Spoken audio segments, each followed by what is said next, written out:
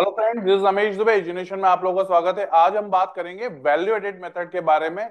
12th class CBSE macro economics के अंदर most important topic as per the method national income calculate के लिए आता है। और मोस्ट प्रोबेबली 3 मार्क्स में ये वाला क्वेश्चन आ ही जाता है, और साथ में इसके साथ में प्रिकॉशंस बहुत ज्यादातर पूछा जाता है। तो ध्यान रखें, इस मेथड को करने के लिए कुछ कॉम्प्लिकेशंस रहते हैं। बहुत बार ये होता है कि आपको इसमें कंफ्यूजन होते हैं, तो मैं वो सारे कंफ्यूजन एक बार में दूर कर दूंगा, साथ में फॉर्मूले भी एक्सप्लेन करूंगा। सबसे पहले तो हम ये समझते हैं कि हम बेसिकली वैल्यू एडेड मेथड है क्या।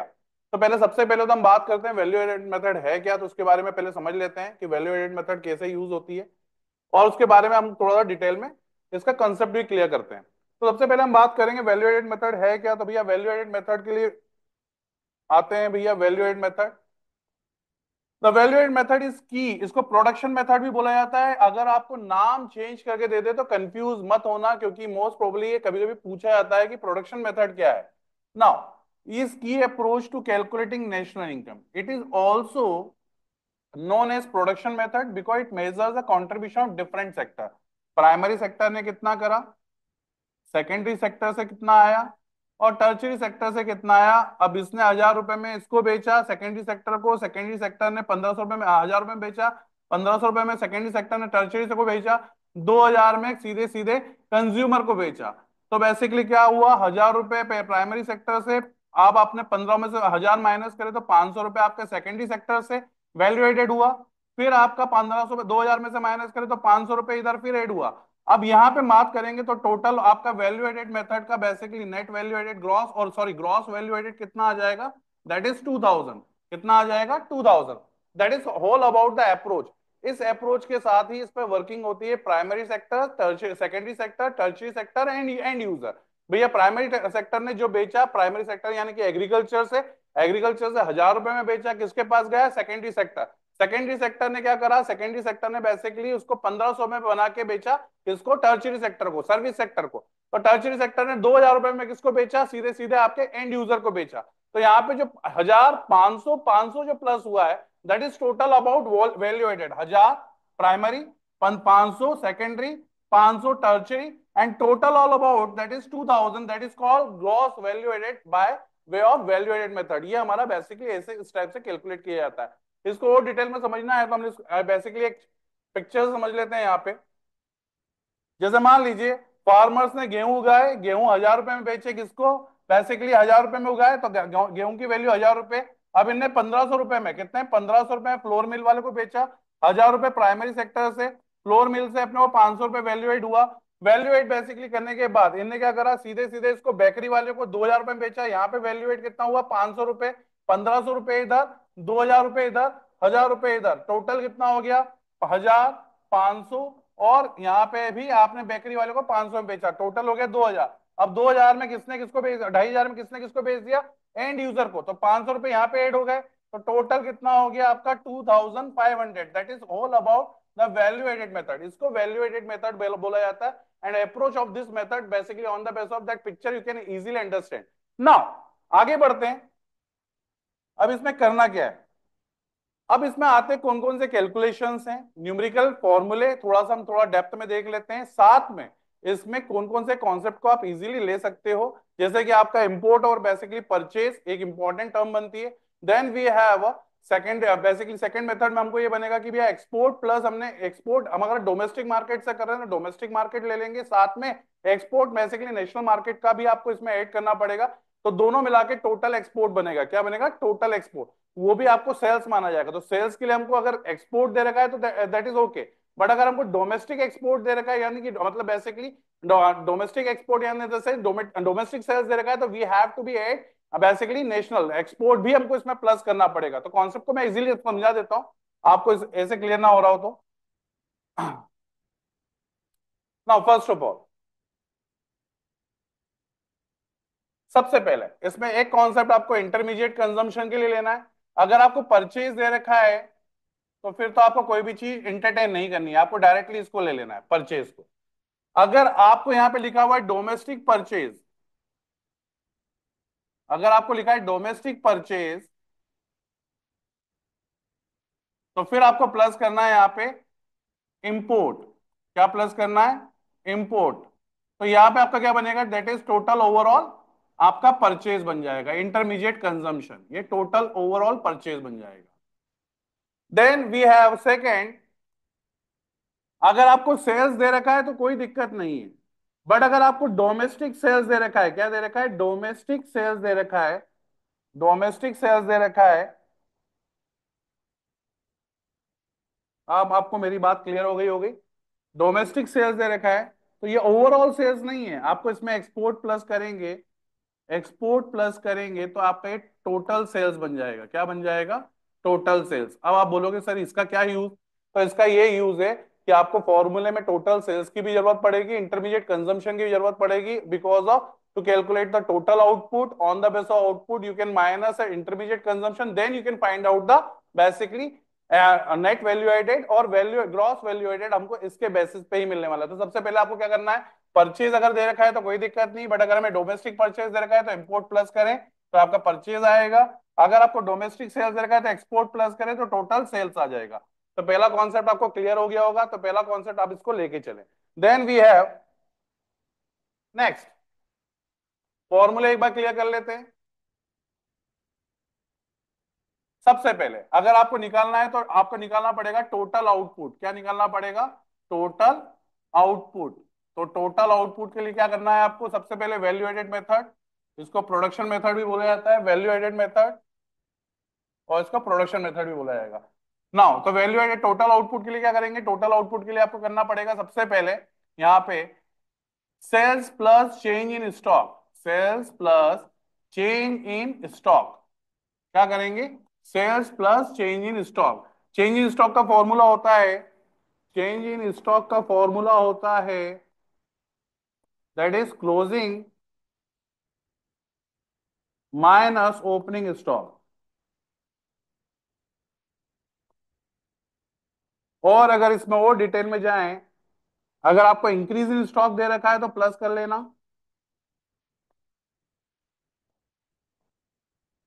और decrease in sorry increase in stock दे रखा है तो आप तो बेसिकली डायरेक्टली ले लेना, प्लस कर लेना, मतलब इसकी जगह आप डायरेक्टली ले लेना चेंज इन स्टॉक या।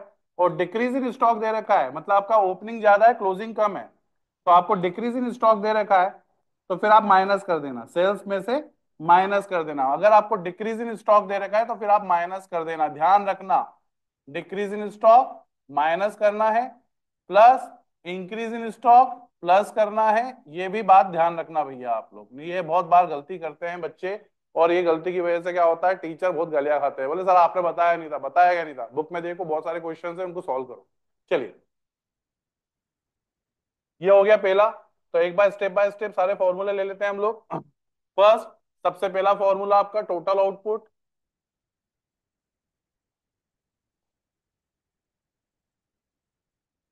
टोटल आउटपुट में निकालेंगे sales plus change in stock,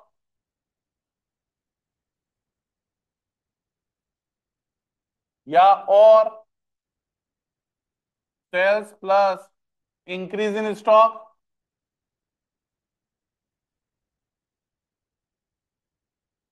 या और sales plus sorry sales minus decrease in stock.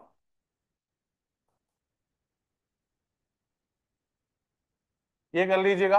दूसरा फॉर्मूला बनेगा आपका वैल्यू एडेड का, उसको निकालने के लिए क्या करेंगे, उसको निकालने के लिए करना है total output minus change in sorry minus intermediate consumption, raw material minus कर दो,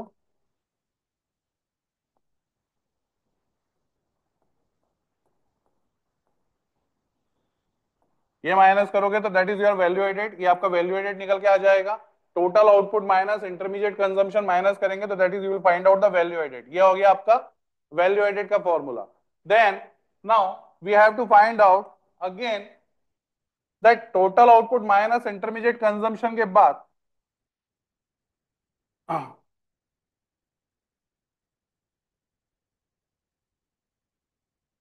फर्स्ट ऑफ ऑल अगर आपको इसमें भी थोड़ा सा ध्यान रखना है तो एक चीज ध्यान रखें कि बहुत बार ये होता है कि डोमेस्टिक परचेज दिया हो,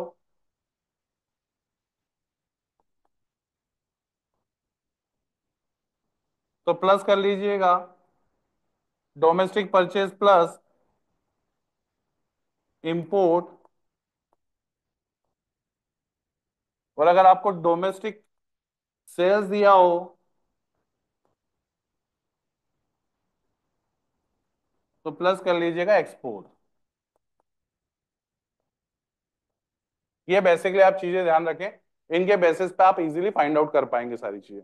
नाउ नेक्स्ट, अब क्वेश्चन कैसे आते हैं। क्वेश्चन इसमें आने वाले एक खास बात है कि अगर आपको क्वेश्चन सीधे सीधे ग्रॉस वैल्यू एडेड दे रखा है, gross value added at market price, इसमें से आप माइनस करेंगे डेप्रिसिएशन, माइनस करेंगे नेट इनडायरेक्ट टैक्स, और प्लस करेंगे net factor income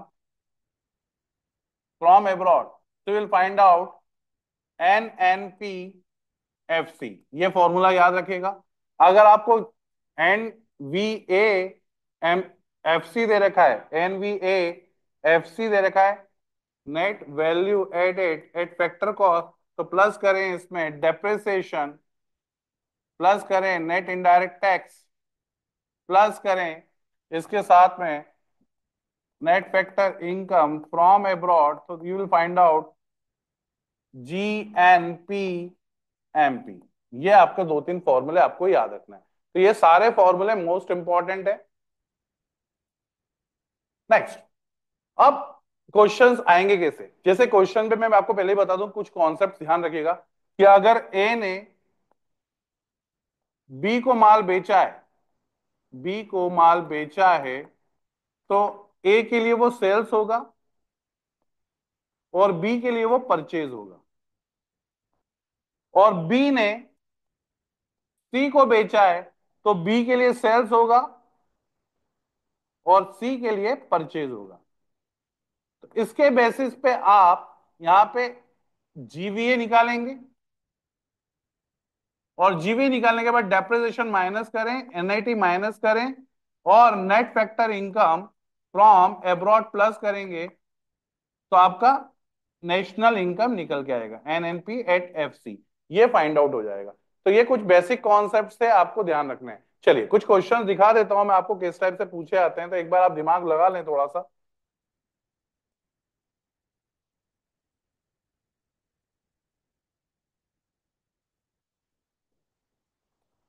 now if a farmer produce wheat and sells it 1000, अगर फार्मर ने 1000 रुपए के, बेसिकली क्या बोल रहा है, फार्मर ने व्हीट प्रोड्यूस करा है, उसको बेचा 1000 फ्लोर मिल को, buy the wheat and sell flour mill 1500, flour mill वाले को 1000 में बेचा, फ्लोर मिल वाले ने 1500 में बेकरी वाले को बेचा, और makes a bread from the flour and sell it 2000। अब उसने एंड यूजर को, तो देखिए फॉर्मर वैल्यू एडेड कितना है, फॉर्मर की वैल्यू एडेड कितनी है यहाँ पे, दैट इज 1000।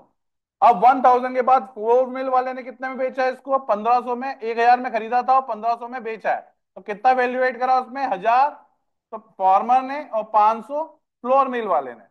देन बेकरी वाले ने इसको कितना 2000 में बेचा है, 1500 में खरीदा था, तो 500 ये, तो टोटल वैल्यू एडेड कितना आ जाएगा, ग्रॉस वैल्यू एडेड आपका आ जाएगा दैट इज 2000 रुपीज। तो इस टाइप का एक कॉन्सेप्ट आप क्लियर कर लीजिएगा इसको, इसके बेसिस पे आप समझ गए होंगे इसको। आगे बढ़ते हैं, एक दो क्वेश्चन और देख लेते हैं लॉजिक बेस पे।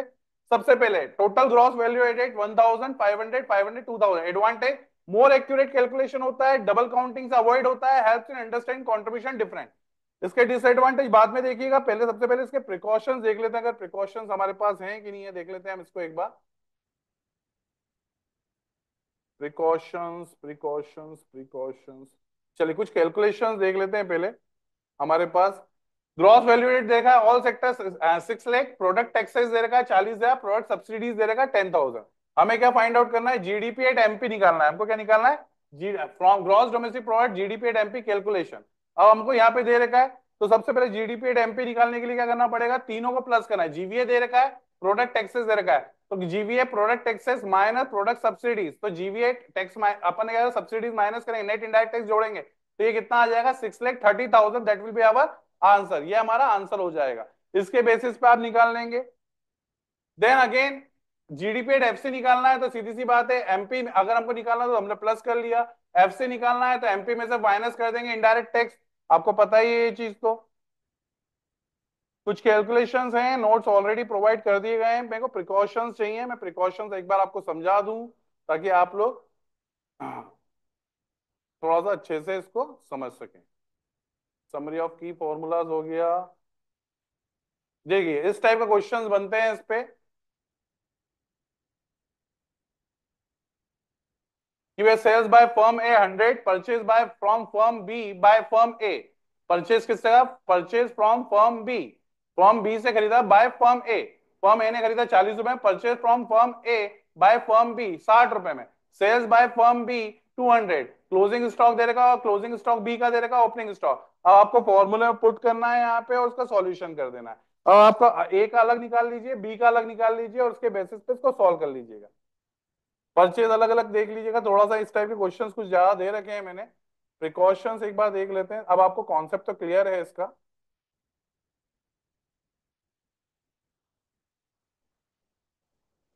कम से कम 15 से 20 क्वेश्चन मैंने दिए हैं इसके आपको।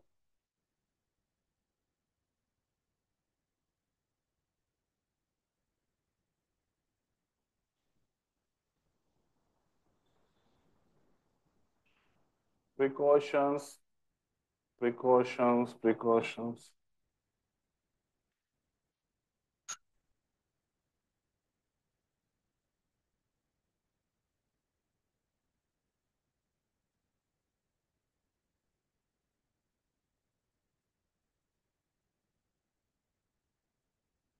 हाँ, प्रिकॉशन में सबसे पहला प्रिकॉशन इसमें क्या आएगा, ध्यान रखिएगा।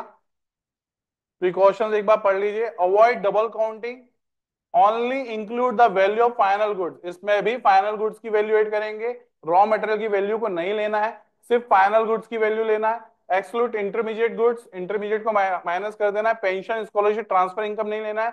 सेल्फ कंजम्पशन गुड्स भी नहीं लेना है। मतलब तीन इसके मेजर प्रिंसिपल्स प्रिकॉशंस हैं। Do not include transfer payment, include self consumption, include self consumption जो मैंने अपने पर्सनल यूज के लिए लिया है, मतलब ड्राइंग, वो भी मुझे लेना है क्योंकि it will be part of GDP. ये भी पार्ट माना जाएगा जीडीपी का। और avoid double counting, double counting को अवॉइड करना है। तो ये तीन बेसिकली फॉर्मूले प्रिकॉशंस हैं, इनको थोड़ा ध्यान में देख लीजिएगा, एक बार अच्छे से समझ लीजिएगा।